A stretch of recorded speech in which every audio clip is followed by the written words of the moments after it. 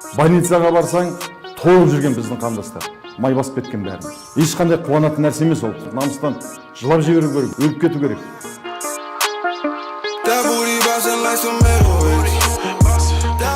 Қазақ жалқау емес деп айтамыз.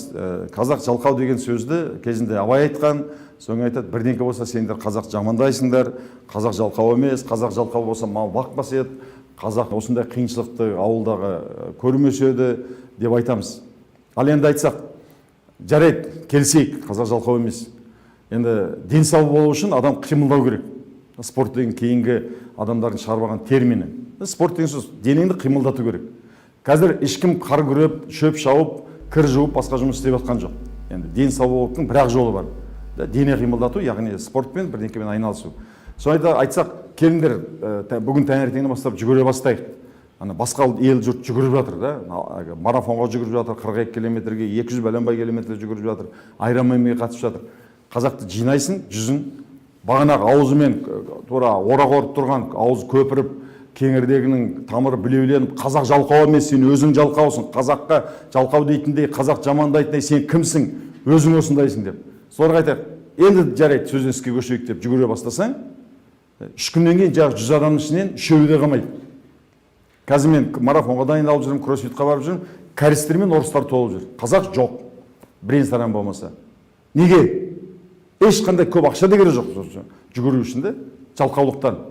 Соңын кәсіп жасау үшін мына білім алайық, қазір сайт жасайық, бірдеңке осылай мимен істейтін жұмысты айналдырып бірігіп істейік десең, сол 100 адам қазақ жалқау емес сен деп тура айғайлап соны дәлелдеп жүрген адам ешқайсысы қалмайды. Сөзбен емес, іспен көрсету керек жалқау емес екенін. Таңертең тұрда жүгір денсау болғың келсе. Больницаға барсаң, толып жүрген біздің қандастар. Қай больницаға барсаң, 50-60 жастағы адамдарда денсаулық жоқ. Мен тауға алып барам, 300-400 адам алып барған кезде 30 жастағы кемпірлер мен 30 жастағы шалдар. Мен 60-қа келдім, менің қасыма ілесетін 400 адам ішінде 5-6-ау ғана, 10 шақтысы ғана. Қалғанның бәрінің маңдайы терілеп, біраз жүргеннен кейін іштекеге жарамай қалады. Жүгіргенге деді сол. Содан кейін өздері ең қайғылысы күледі. Кешеде ана келіншектер отыр Олпанның тренингінде. Содан кейін айтам, сенің паспорттағы жасың қанша? 32. Ал шын биологический жасың қанша десе, енді 60 шығар деп ыржың-ыржың етіп күледі. Кез келген қыз балаға бетіне қарап айтса да, 20-дағы қыз балаға сен жасың қанша? 28. Жоқ, сен 50-ге ұқсайсың ғой, 40-ға ұқсайсың ғой десе, ол оған үлкен намыс болуға тиіс. Адам қатты намыстан жылап жіберу керек, өліп кету керек. Ешқандай саспай айтады да. Е, солай ғой, менің жасым шындығында да өлшейтін болса, 60-та, мен 55-те менің қазіргі физиологиялық жасым деп.